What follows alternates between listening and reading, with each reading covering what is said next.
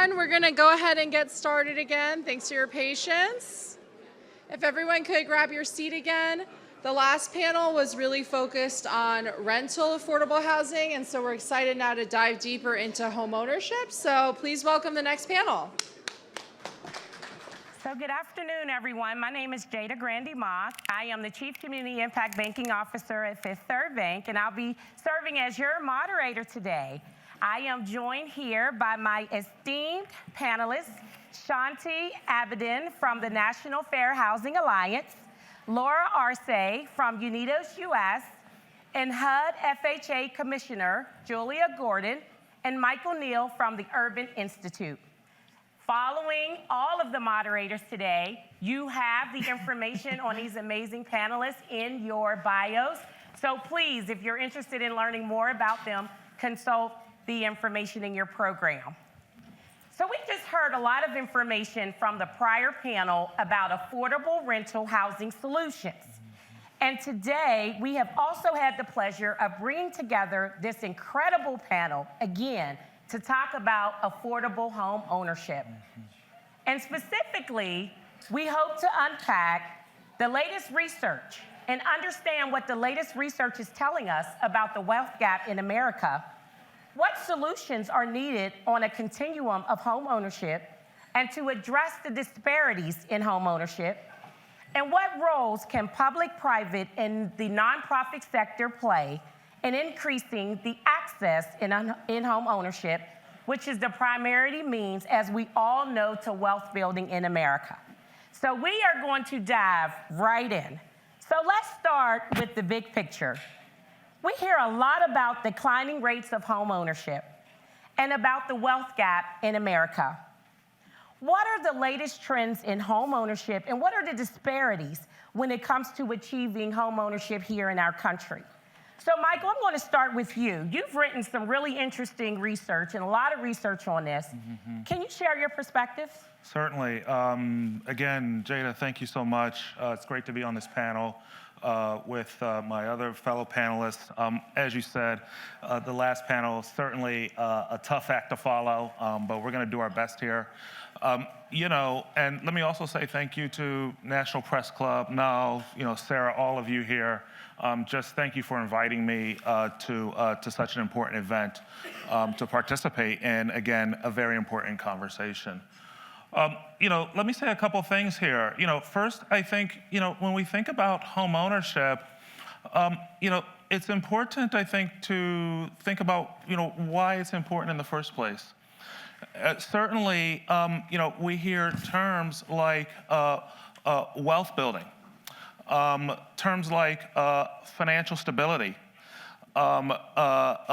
freedom, opportunity. I mean, those are kind of a lot of the ways in which home ownership is wrapped in, and very good ones, in my opinion. But then what we see certainly is, unfortunately, not everyone is able to access that opportunity, even if they might want to.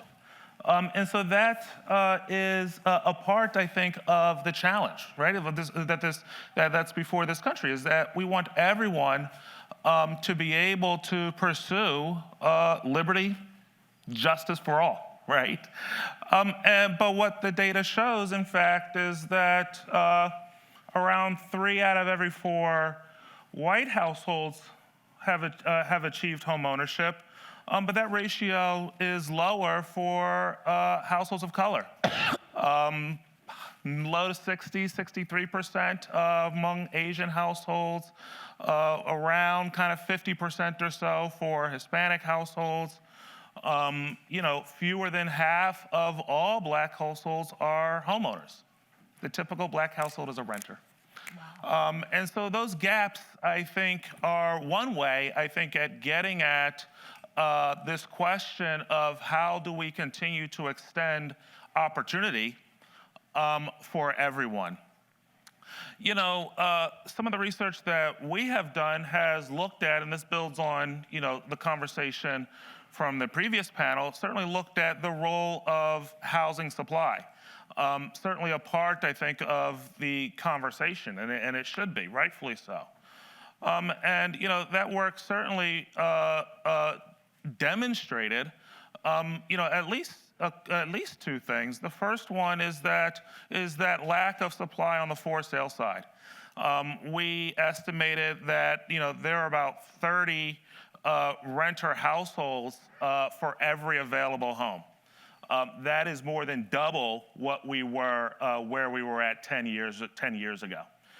So you're talking, that's the way that we went about measuring it, and just points to, I think, a way of sizing the challenge. Certainly there are others who have done calculations of the lack of supply, putting it 4 million, 5 million at very high levels that only serve, I think, to illustrate the challenge that lies before us.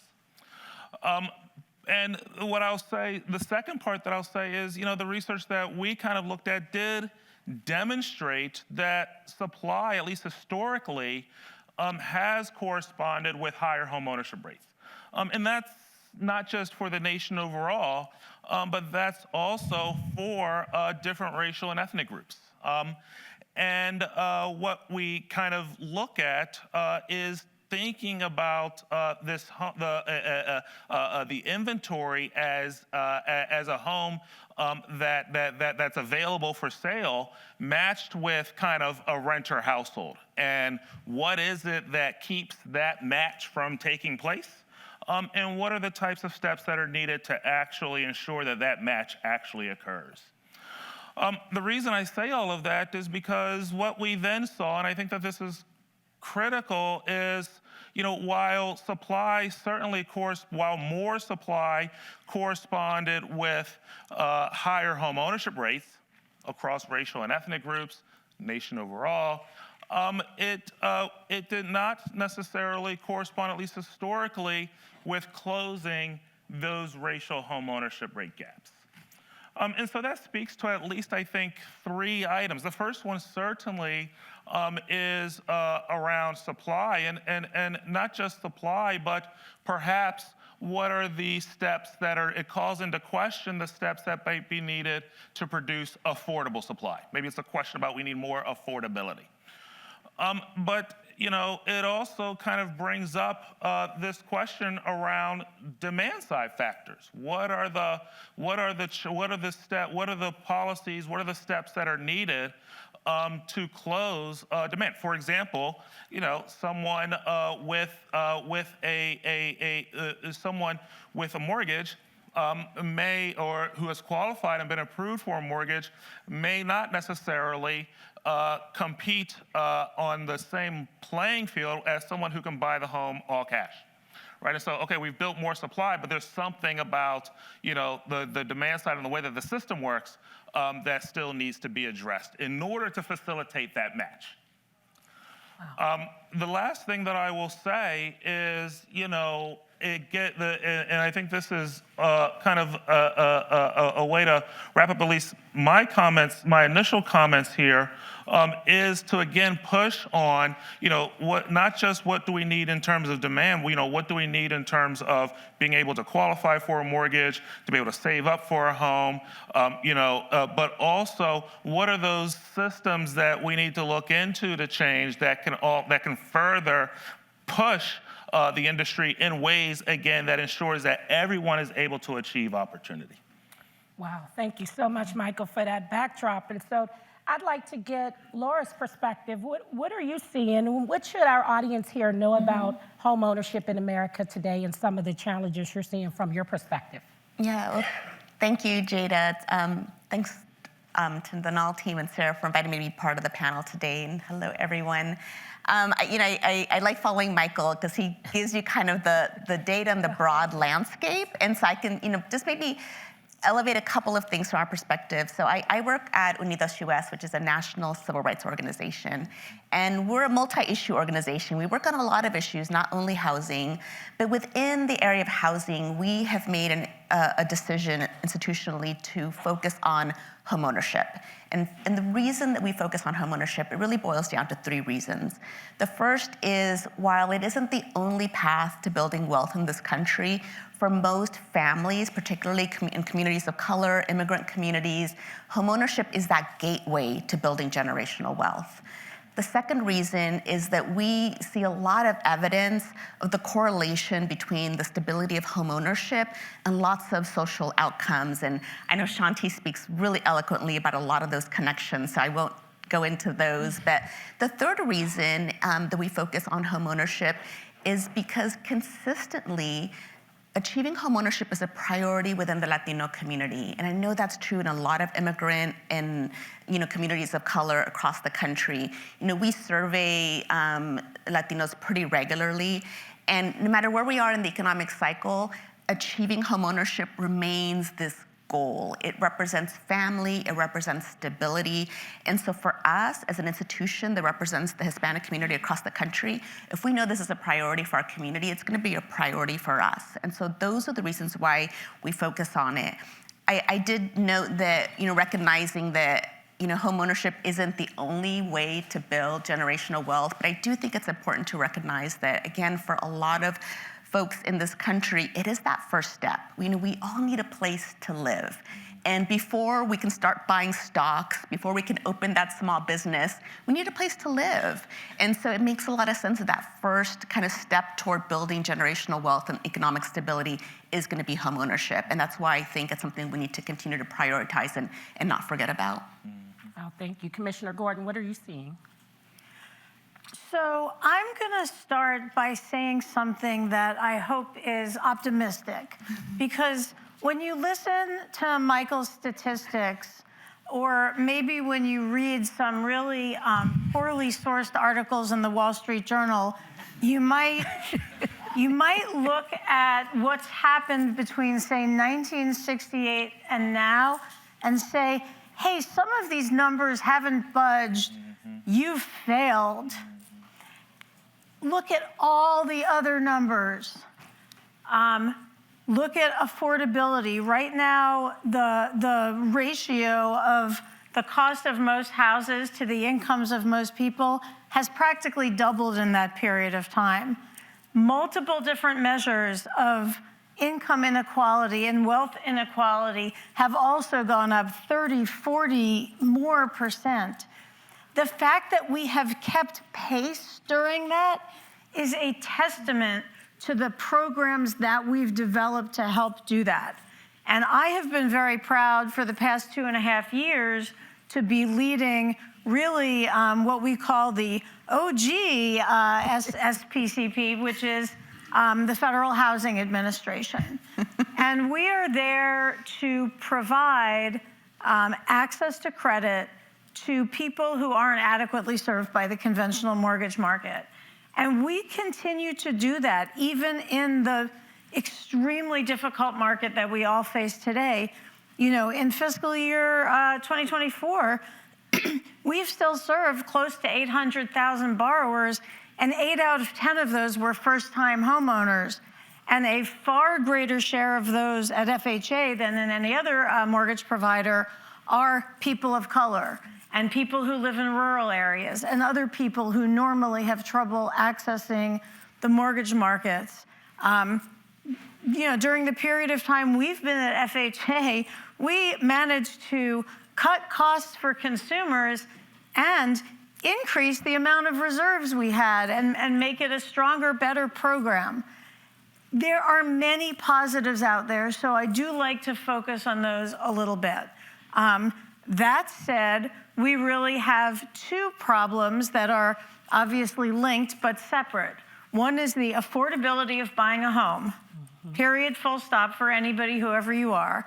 And the other is the fact that people of low wealth, which often tend to be people of color or people who have come to this country recently, or people who, for whatever reason, don't come from a family that passed on any wealth to them or that has resources to share with them, for those folks, getting access to credit, getting credit at a reasonable rate or reasonable cost, and maintaining that home, staying in that mortgage, sustaining that mortgage, all of those things are harder when you come from a background of low wealth. And so I think, you know, we've got to do all the things that everybody's going to be saying to go at both of those problems at the same time. We can't pick. We have to go at everything.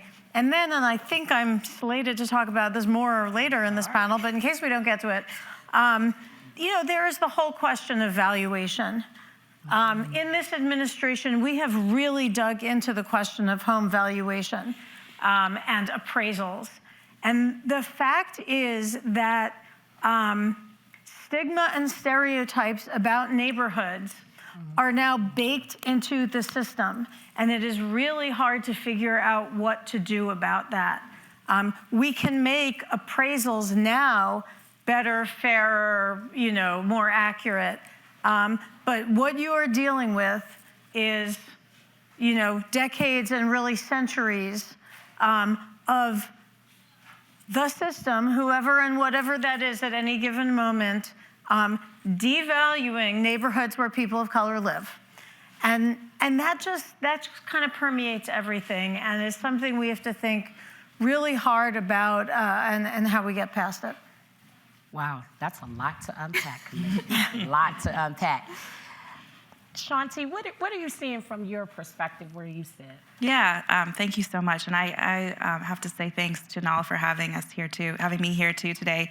I'm with the National Fair Housing Alliance. We're a national civil rights organization dedicated to ending housing discrimination and really ensuring inclusive access to things like homeownership and inclusive communities.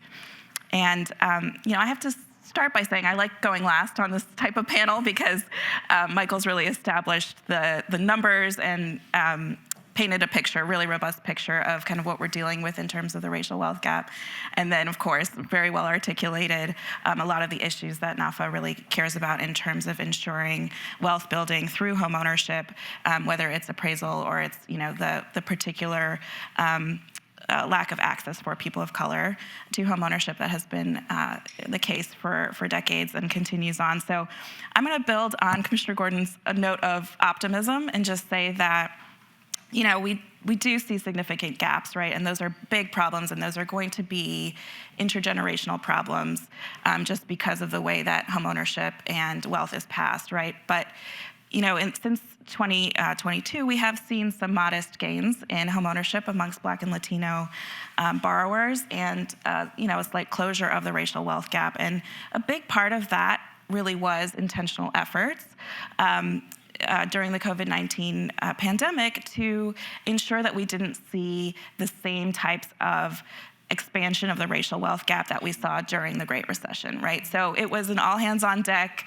learned our lessons, let's get focused on this to ensure we don't see you know, increases in gaps, but that we actually see some benefits. So we need to really build on what has happened during that time, things like using positive rental payment history, looking at cash flow underwriting, to look at people's incomes and their bank statements, to really expand access to credit to people who have been locked out, and do things a little bit differently to continue to see that momentum and growth in homeownership for, again, people who've intergenerationally kind of been locked out of homeownership, people of color, low-income folks.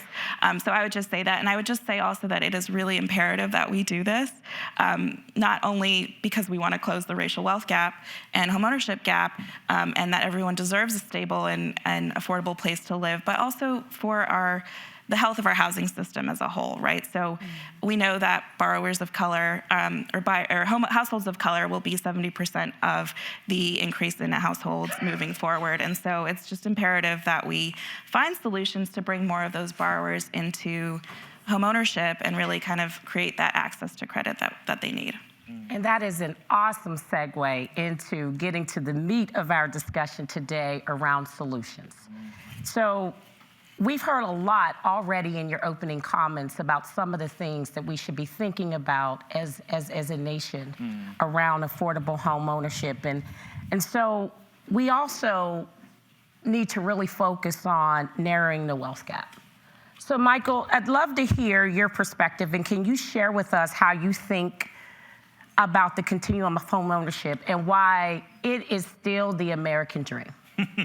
Yeah, great question. Probably a concept that came under a lot of fire, following the Great Recession. But look, and panelists here have articulated it very well, and I want to kind of affirm that home ownership, it incorporates both. There's certainly the wealth building kind of side of it, but it's also a place to live, and you can't live in your stock. There has been research that looking at, well, what if I rent and I have a basket of financial investments? Do I outperform in terms of wealth building home ownership? And at least so far, the balance of that work suggests that that's not the case. And so again, that again elevates, I think, the role of home. But let me also say, and I think this is critical, when I have gone to community, and there's some work that I do in which I have focus groups with people in cities and in towns across the country, and when you ask them what home ownership means to them, they don't tell you they're trying to maximize their housing equity. Wow.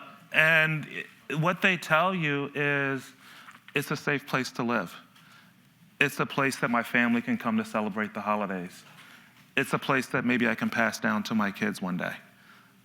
Certainly those are all connected, and we can do analysis and we can quantify and size and things like that, but those are the things that we're hearing.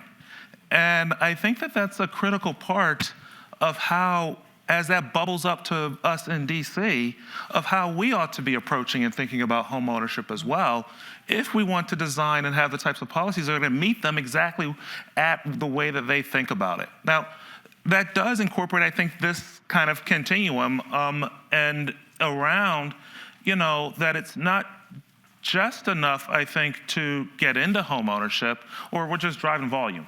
That's all we're doing.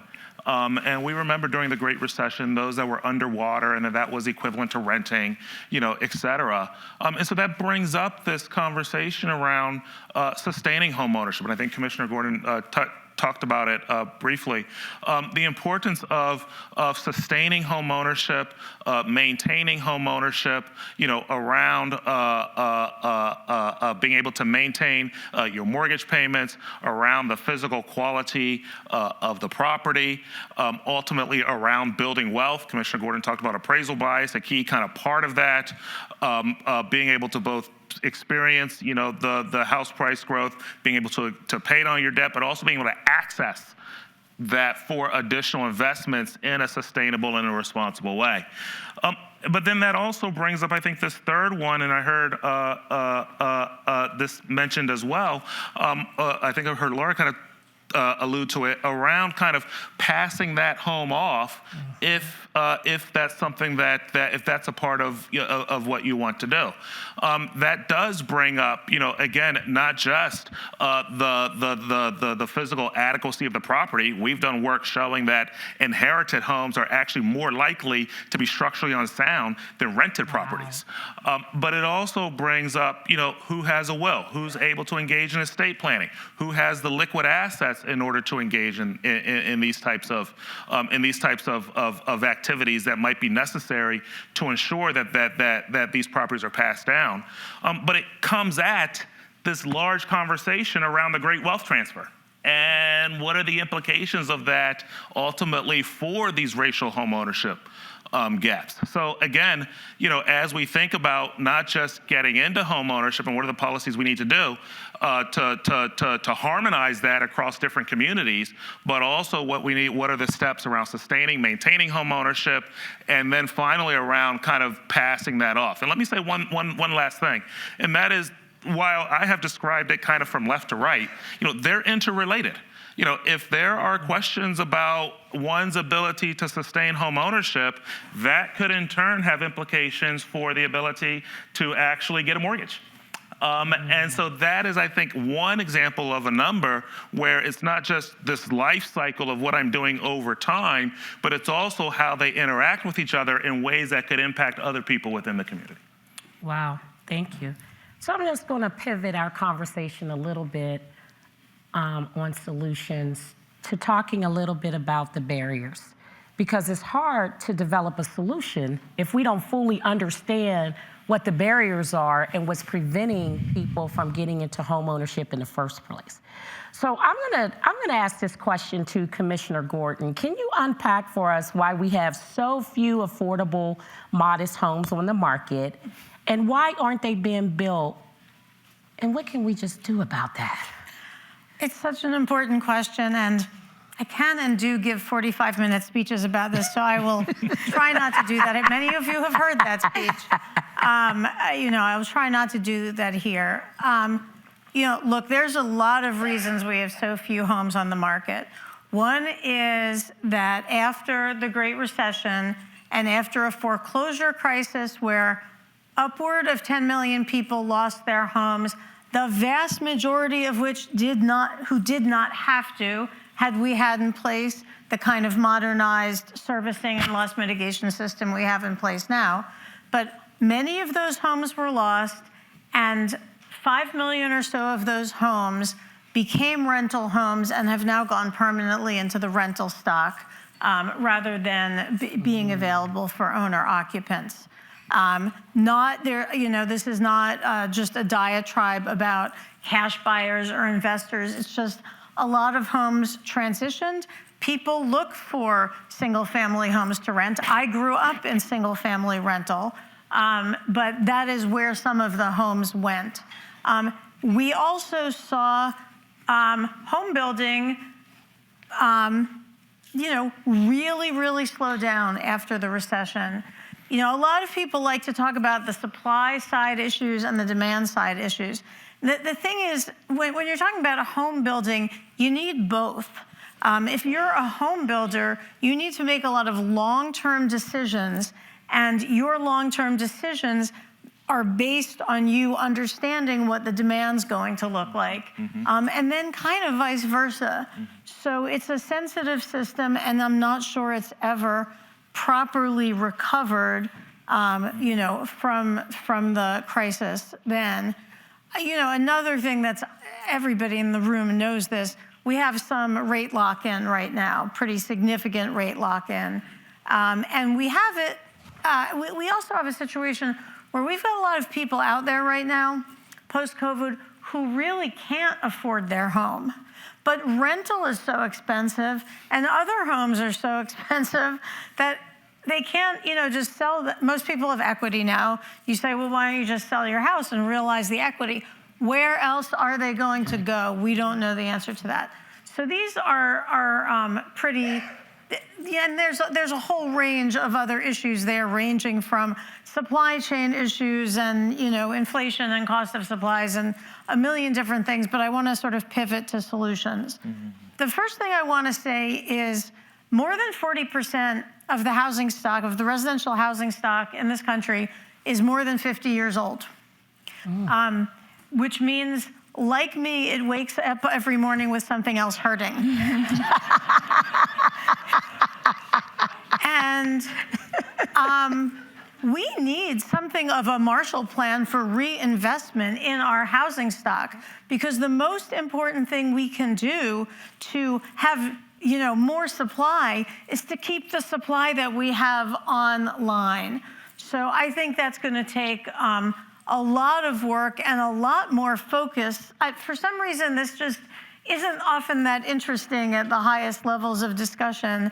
At FHA, it's very, very interesting. We spent quite a lot of time retooling our FHA renovation loan, the mellifluously named 203K, which hopefully is going to be much more usable now and a better tool for people to buy, or eventually, when people refinance houses and reinvest into them.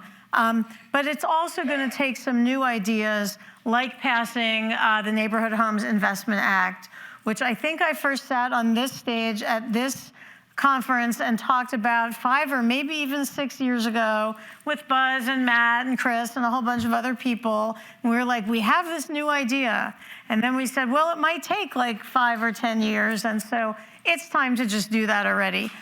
That's right. Okay, that's that. And, you know, the last thing I want to talk about is, I don't like any of the names for this, but like alternative construction. We have to get serious about building homes cheaper, better, faster. And in many countries, they're way ahead of us on this. We've made great advances in manufactured housing. This administration has actually updated the HUD code 3 times since we've been here, and it was only updated 2 times before that. So we're very, very proud of the fact that HUD code manufactured homes can now be very modern and have all sorts of features that people are looking for, whether it's, you know, peaked roofs or open floor plans, or even duplexes, triplexes, and quads. So, you know, that's great, and hopefully, you know, a lot of these land use barriers can start to fall so we can start to use those HUD code homes in a new way. But just generally, factory building innovations, different sort of modular, panelized, whatever it is, there are a lot of different ways to not only build homes more cheaply, but actually build them more energy efficiently, make them be more resilient and more energy efficient. How many of you here have ever been to the Innovative Housing Showcase on the Mall? Okay, like that's way not enough hands. You know, hopefully it will happen next year without us, but we've been doing for the past several years on the Mall, bringing in all kinds of new types of construction. There was like a 2-story house last year that they built in like 6 hours. Just really incredible stuff that can be done, and we have to figure out as an entire system, and the government has to be part of this, how we can scale that kind of work. Because we're missing a lot of homes. This is not a onesie, twosie thing. You know, we've tried at HUD to push on whatever lever we have. We've made it much easier to qualify for buying a house with an ADU, or a house where you can create an ADU. But, you know, that alone isn't going to solve the problem. Someone said that on the last panel. So I hope everybody here will kind of join me in this push to really be able to increase the supply of housing. That is what it's going to take to get the sort of runaway affordability problem we have under control. So thank you so much for sharing your perspective on these supply issues, and even the concept of innovation is really something that we all need to be thinking about in how we solve a lot of the problems that we're seeing around home ownership and wealth creation. And because it's not just about supply, I'd like to talk a little bit about some of the demand side policy solutions. And so I'm gonna start with you, Laura. What policies did you believe are critical, especially for first-time, first-generation aspiring homeowners? Commissioner Gordon talked a lot about supply and all of the different innovations out there that we need to be thinking about, but what about on the demand side? Yeah, this is a really important question, and I think, at the start of Commissioner Gordon's response to the last question, she said we need both, right? It's demand and supply, and I think today we're talking about housing supply, rightly so, much more than we have in, up until, even a few years ago in DC in particular. I think for a long time, many of us believed that, that's a state and local thing. Housing supply isn't Washington, and so rightly so, we are focused more on it. But we can't forget about the demand side. And I'll flag that there is this tension, and I think one of the earlier panels, they were talking about what some of those tensions might be in the new policy debate, but there's this tension around, well, if you support the demand side too much without also doing the supply side, you're gonna create more of an imbalance and increase, worsen the affordability crisis that we're facing. And I'm not an economist. I'm not going to kind of debate, the charts and what, to what degree that's true. But we can't forget that, in this country, for a lot of communities, we've been left out of that homeownership journey. Communities of color, Black and brown communities in particular. And so we haven't had that benefit of both that generational wealth that then allows, current, home buyers to have help from their families for down payment. And also, I would note that kind of what I'll call that, that insider knowledge or expertise of the process. And so there are a lot of first generation buyers in particular out there who don't have that family wealth to help them with that down payment. And there are a lot of headwinds out there right now in the market for everybody. Affordability and the high cost of living makes it hard to save for down payment. But if you don't come from a family with that family wealth, that makes it that much harder.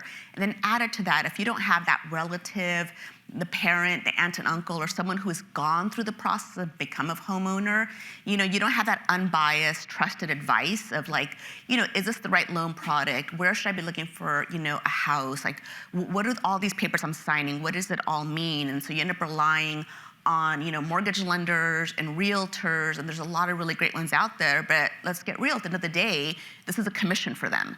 And so, I say all that to flag that I think it's really important that we not lose sight of the need for targeted down payment assistance, particularly for first-generation buyers, as well as continuing to support home buyer education and counseling for first-time buyers. And so I think we need to be able to, it's complicated out there, but we need to be able to walk and chew gum at the same time and do both the supply in a very big, broad way, because we have a shortage of housing of every type.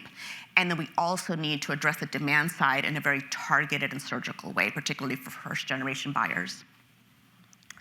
So thank you so much for sharing your perspective, particularly around down payment assistance and how important it is, particularly when we think about intergenerational wealth and how families that have been left out of that opportunity don't necessarily have the ability to have a significant amount to be able to put down on a home. So thank you for that.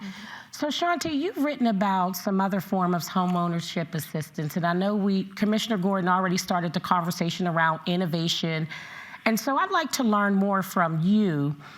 How do the programs differ, and what are their impacts? Because there are some programs and innovations out there that are targeted, that are more, for traditional first-time home buyers, and would love to hear your perspective. Sure, yeah. So I'll build a lot on what Laura has shared already about really having these like surgical programs that target, particular segments of our population that really have been locked out of homeownership for so long. This is really we really want to lift up like two particular types of programs that do that in a way that really gets at the populations that we need to move into homeownership to close the racial wealth gap and homeownership gap. So the first one is called special purpose credit programs.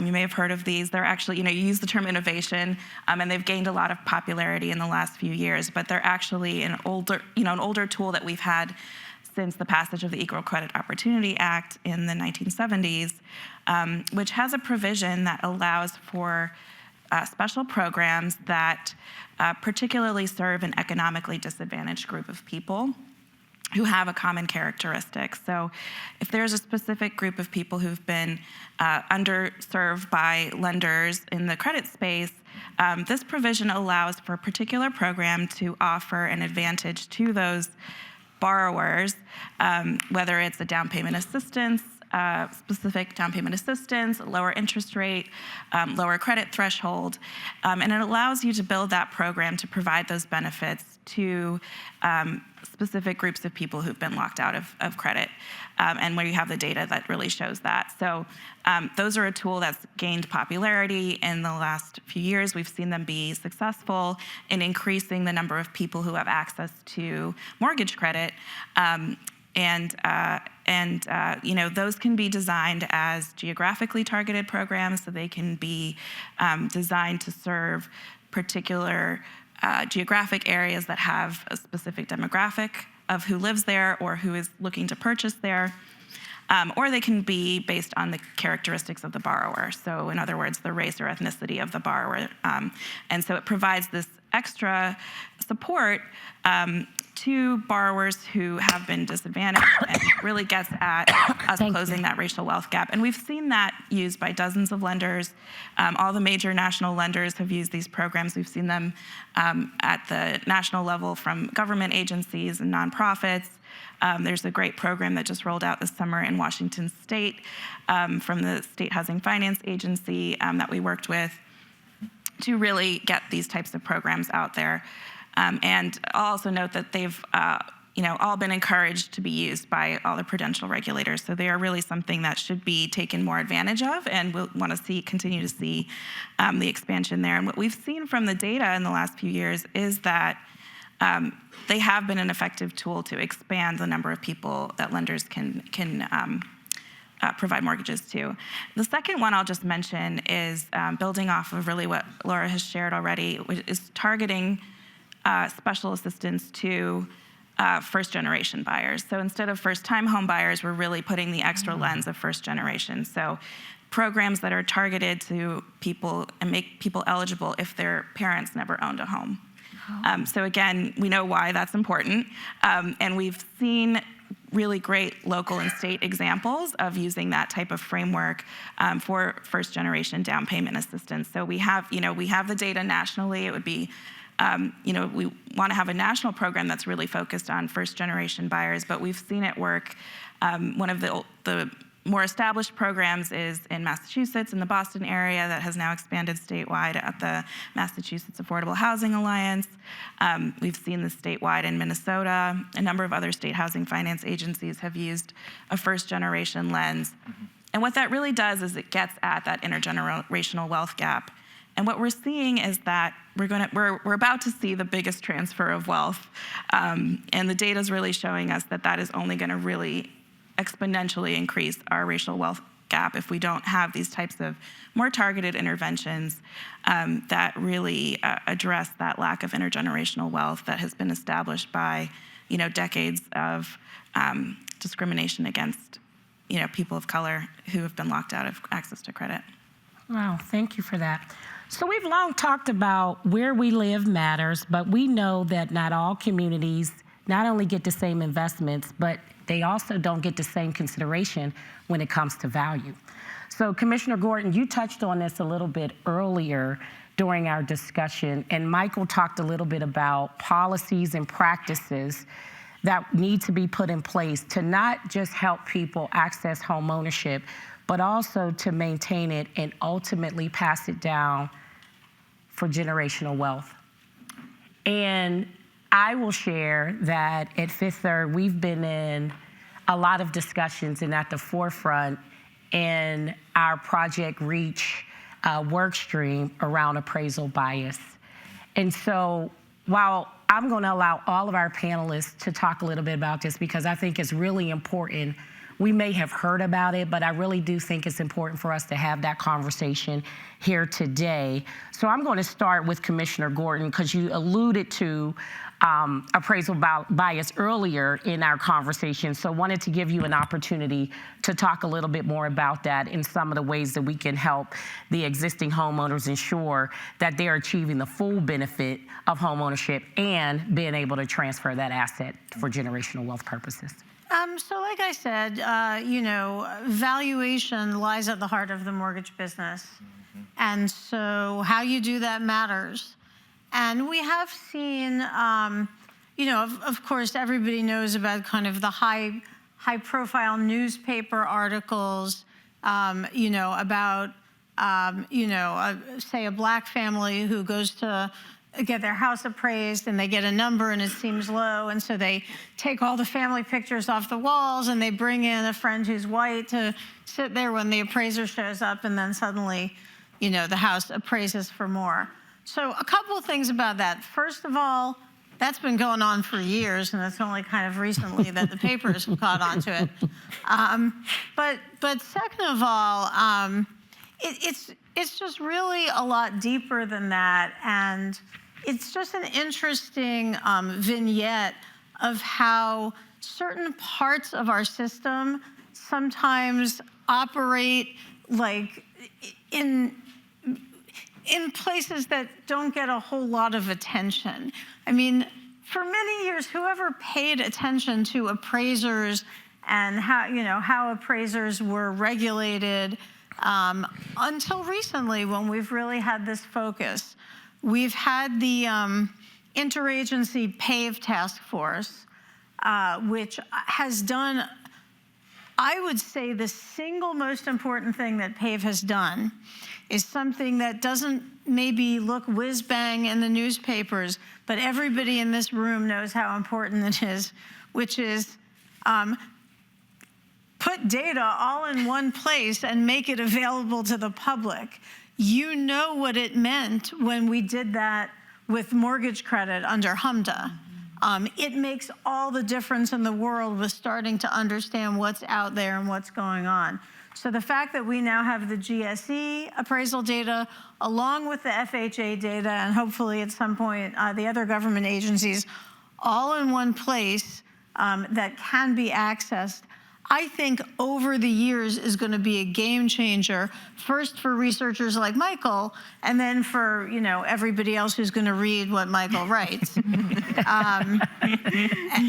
And beyond that, there was just a lot of focus on this issue. I actually sat briefly on the board of the appraisal subcommittee, and there were a number of hearings talking to all parts of the appraisal system and really bringing out into the open something that's a little bit of a mysterious thing for most people. We mostly don't know a whole lot about the appraisal system.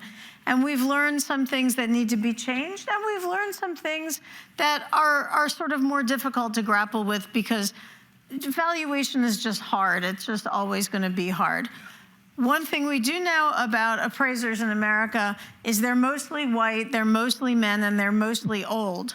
So not only do we, have a supply of appraisers problem, but we need to talk about how to make that industry, more dynamic, more fresh, more diverse, and more ready to use new technology tools and new other types of real tools that can be used to do appraisal better.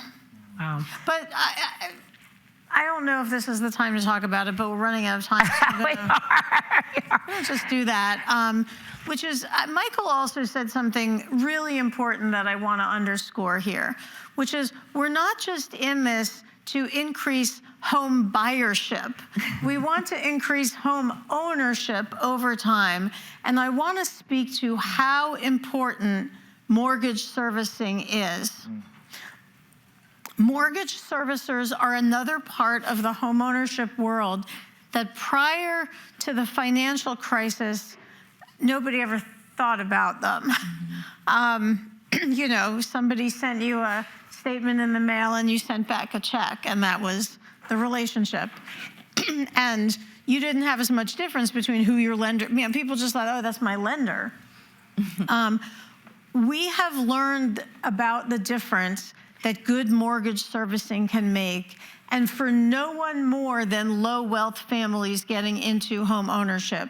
We know this about people coming into home ownership for the first time and people who don't come from families that can easily lend them money or who don't have assets somewhere that they can access.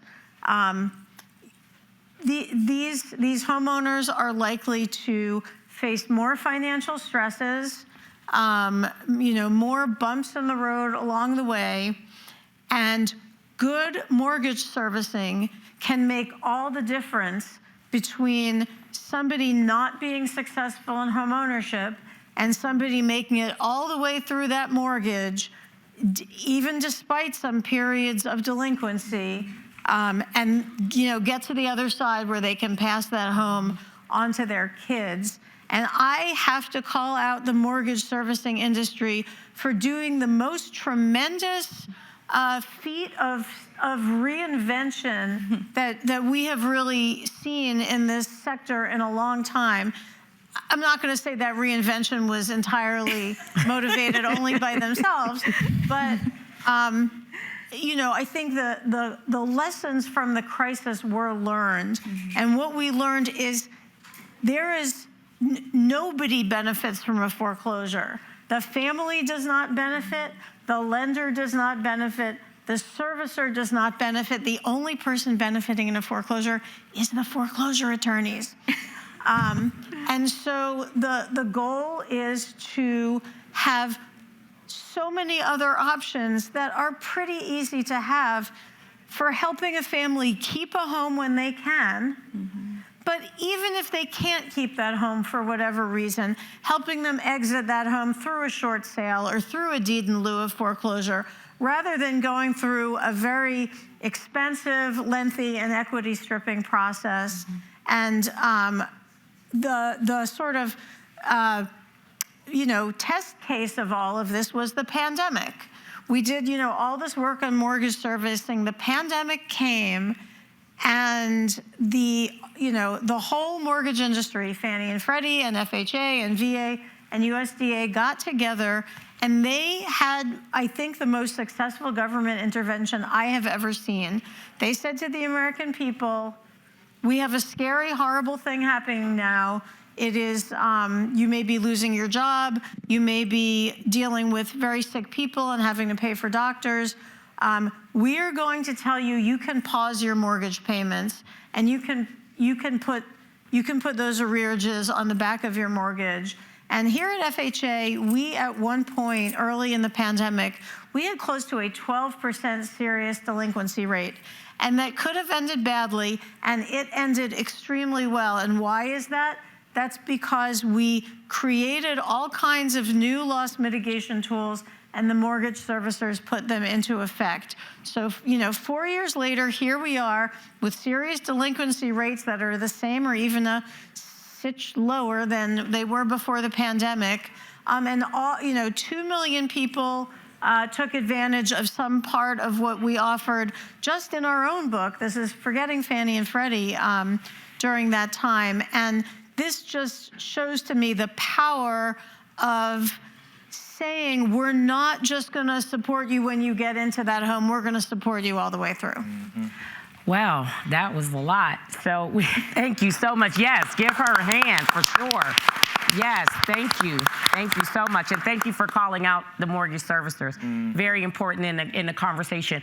We do have a few more minutes, and I want to make sure that we have an opportunity for you all to ask a question. Please limit your question to a question. One question, not a whole lot of commentary, because we do want to conclude on time. And right now, I don't see anyone at a mic. Oh, is someone coming? Okay. Hi, I'm Mary Griffin with Cooperative Development Foundation, and we've been spending a lot of time the last couple of years talking to communities, and communities are really demanding more options. So I just wanted to ask what people are thinking about different options that involve shared equity, like community land trust cooperatives. They're huge demand for it, so I'm wondering from your perspective, what do you see? Again, I also want to stress permanent affordability. We've talked a lot about affordability, but really talking more about permanent affordability as well. Thanks. Who wants to take that? Does anyone want to take that? And I'll say a few words. So I think kind of to the earlier theme of today is, you know, we need to use all the tools that we have in the toolkit. Yeah. There's not one solution that's going to work to solve this broad crisis. I think shared equity models, community land trusts have been really powerful in a lot of local communities. We at Unidos, we recently made a series of grants to organizations that are doing innovative, you know, solutions around housing supply, and several of them are, you know, leveraging the community land trust or shared equity model. And I think that permanent affordability, you know, you got to make a lot of things have to kind of work well. You need the right, you know, like local regulations and rules. You need a strong organization, community support, and then good lender partners to make it work. But I think it's a really important tool. And I know you were mentioning about the innovation showcase on the mall. One of the groups that presented there is Durham Community Land Trustees, and they're one of of our grantees, and they're doing really great work using putting in ADUs behind a house as part of a land trust model. So you create that permanent affordability, and you also create the opportunity for additional income for the family just to be more economic resilient. So again, it's like use all the tools. Yeah. I'll jump in and say, I think, piggyback on what Laura said, I think that absolutely critical for, expanding the for kind of the stock of occupied housing, owner-occupied housing in particular. And I think particularly given a couple things, we're seeing some long-term trends in terms of millennials coming through. We're seeing some long-term trends in terms of one-unit households have been growing. This all speaks to, I think, demand for exactly these types of affordable products. Certainly around financing, I think there are some things that need to be ironed out, and we want to make sure we do that to support the expansion of this type of product.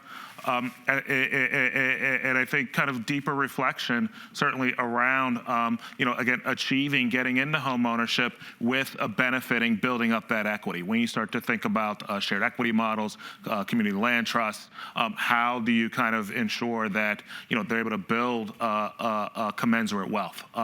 That being said, though, again, when you think about home ownership kind of as part of the broader housing life cycle, that is that I've moved out of my parents' home, I'm renting, I buy my first home, oftentimes that's an existing home, I'm a repeat buyer, I buy a new home. These are the types of products that can get people onto that rung of home ownership, get them continuing to move throughout their entire life. Okay, great. So I think I'll just add real briefly one word, just because we've talked about community land trust. I want to add one word we don't talk about much, and there's so much in this word, and it's a very difficult policy area that we didn't manage to really crack during my time in this job, but condos. Condos are where a lot of people start their housing journey. They are often affordable. They are often in places that people want to live, people who don't want to have a car or whatever. And the financing issues there are challenging and thorny and really merit way more people getting involved in that conversation. That's a good point. Well, thank you. I know we are ready to wrap up, but hey, Sarah, do I have your permission to take this question? Okay, you will be our last commenter or question for today. Okay, great. My name is Alita Johnson, and I'm with City. My question and my concern with loss mitigation and special purpose programs, how do we regulate lenders to add provisions so that in the event a homeowner is in a crisis and they're unable to refinance, FHA, Fannie, Freddie, USDA, all of them had a provision, but for those borrowers who were on those special programs, they pretty much had to walk away from their homes if the lender was not willing to do a workout plan for them. Who wants to take that question? Anyone? I mean, I think we learned a lot of lessons for that type of situation from the Great Recession, and there's a lot of solutions that we need to put in place that ensure that industry plays a role in, to Commissioner Gordon's point, really understanding that keeping homeowners in their homes is a good bottom line for everyone, right? So we need to have those supports throughout the process to make sure people can stay in their homes and design the products that are really sustainable for folks up front. And these products really are. I mean, we've seen them both outside of the special purpose credit program framework as well as within it really be effective for people to come in and successfully achieve homeownership through those mortgages. So that's what I would say. Yeah, I just think we should, we can distinguish between private portfolio special purpose credit programs and a government program like FHA. Mm-hmm. FHA, which is a, by design, low down payment mortgage program designed to reach the people and the families that we're talking about up here, is very highly regulated and has an extremely well built out suite of options for people who encounter financial or personal hardships during their homeownership journey.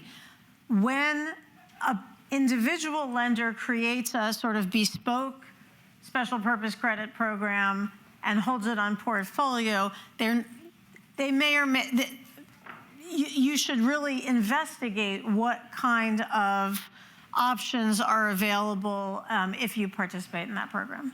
Okay, great. Well, thank you. Can we give our panelists a round of applause?